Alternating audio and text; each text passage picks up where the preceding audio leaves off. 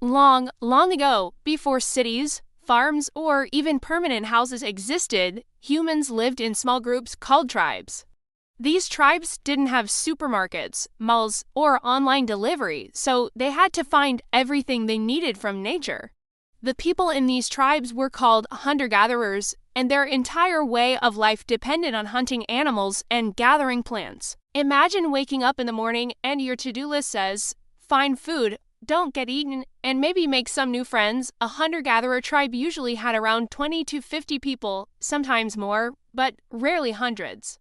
That's because moving large groups around in search of food would be very difficult.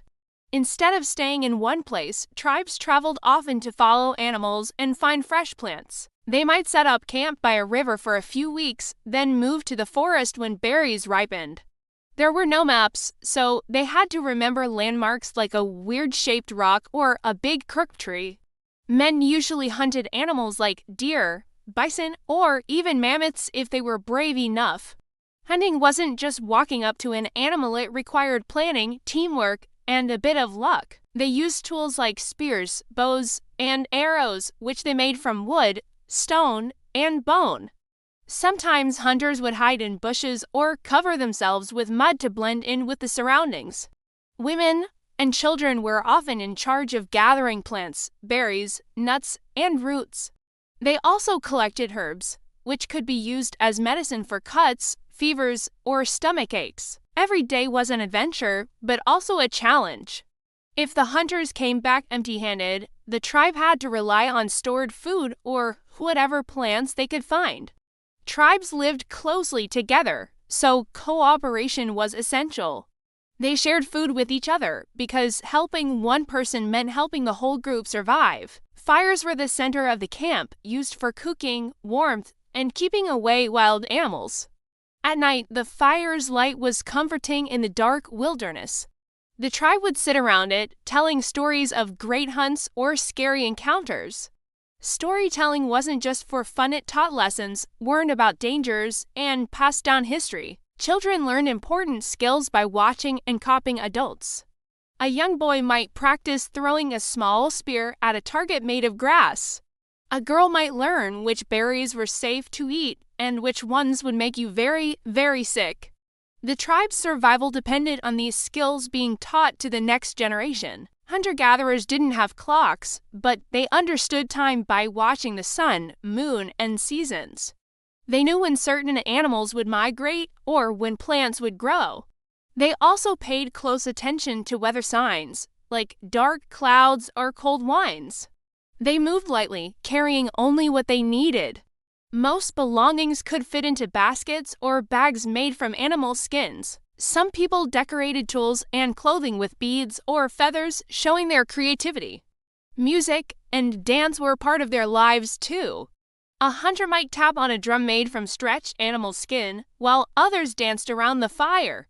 These celebrations often happened after a big hunt or during special seasonal events. Hunter-gatherers respected the animals they hunted. They believed that every creature had a spirit, and taking its life should be done with gratitude. Nothing was wasted, meat was eaten, skins became clothing, and bones turned into tools. The bond within the tribe was like one big family. Everyone had a role to play, and every role was important. If someone got sick or injured, others would help care for them. Some tribes followed animal herds across huge distances, traveling for days or weeks. Others stayed in regions where food was available year-round. Their knowledge of nature was incredible. They could find water in dry land or track animals just by a footprint. Life wasn't easy, but it was full of purpose and connection to the earth. Without houses, every night they slept under the stars or inside simple shelters. These shelters could be tents made from animal skins or huts made from branches and leaves. Rain, snow, or wind didn't stop them. They were tough and adapted to almost anything. Hunter-gatherers didn't worry about things like money or bills. Their currency was survival skills, food, and the trust of their tribe members.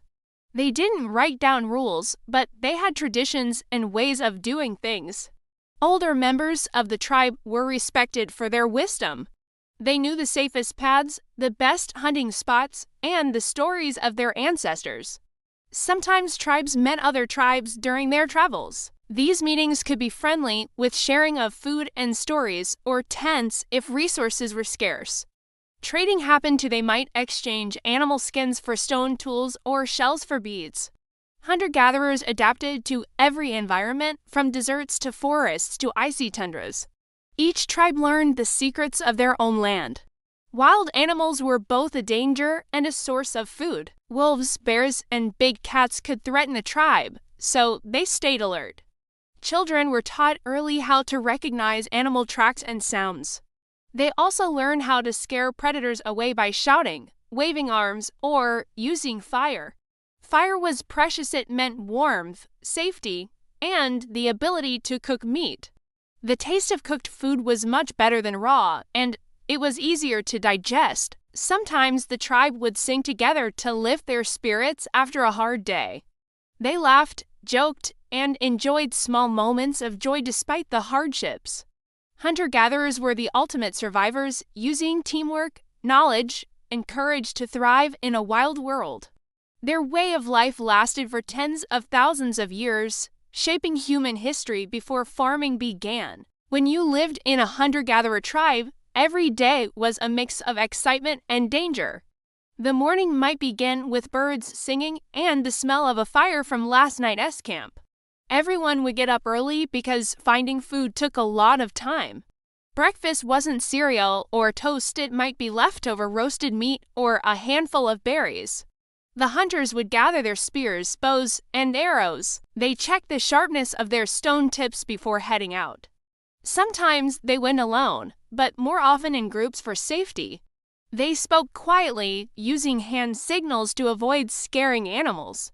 Hunters had to be patient. Sometimes they followed tracks for hours. One false step and the prey would run away.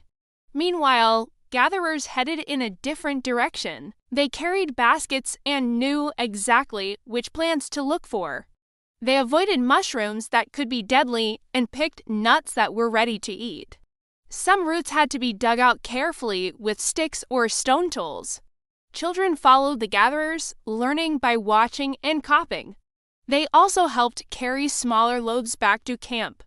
The tribe's camp was simple but organized. There was a spot for sleeping, one for cooking, and one for making tools.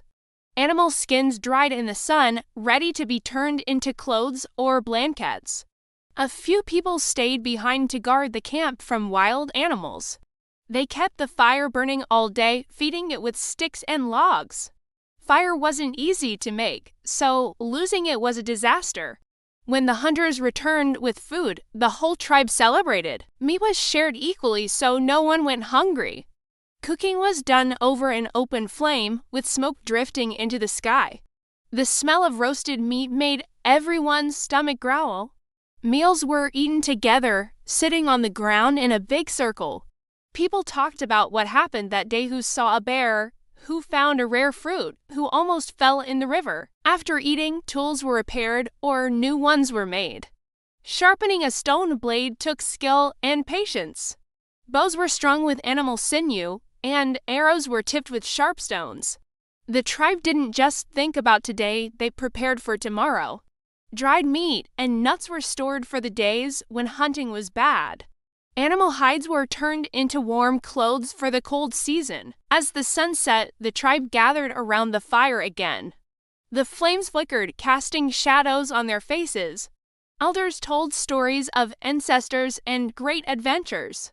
Some stories explain why the sun rises, why the moon changes shape, or why certain animals are sacred. Children listened wide-eyed, imagining the adventures in their minds. Music was a big part of these gatherings. Someone would drum on a hollow log while others clapped or sang. Dancers moved in circles, their feet kicking up dust or snow. Laughter mixed with the crackle of the fire. Sometimes the night was peaceful, filled with the sounds of crickets or frogs. Other nights, distant howls reminded them that danger was never far away.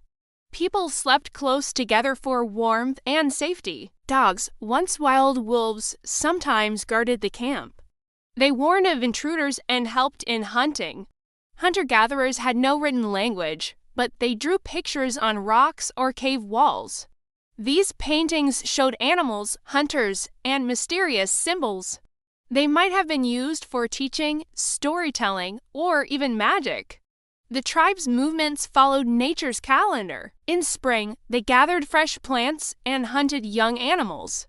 Summer brought berries, fish, and long days to travel. Autumn meant nuts, roots, and preparing for winter. Winter was the hardest season, food was scarce, and the cold was dangerous. But the tribe survived by working together and remembering their ancestors' wisdom. They respected the land, taking only what they needed. If they overhunted or destroyed plants, the land wouldn't feed them next year. They saw themselves as part of nature, not separate from it. Sometimes they held special ceremonies to thank the earth and animals. These ceremonies could last all night with singing, dancing, and firelight. Children learned values like sharing, bravery, and respect through daily life. There was no school building, nature was their classroom. A broken bone taught them about caution, a successful hunt taught them about skill. Every member of the tribe was important, from the fastest hunter to the best storyteller. Even those too old to hunt helped by teaching and guiding. Hunter-gatherer life may sound simple, but it required constant awareness. Every choice where to camp, what to eat, when to move could mean life or death.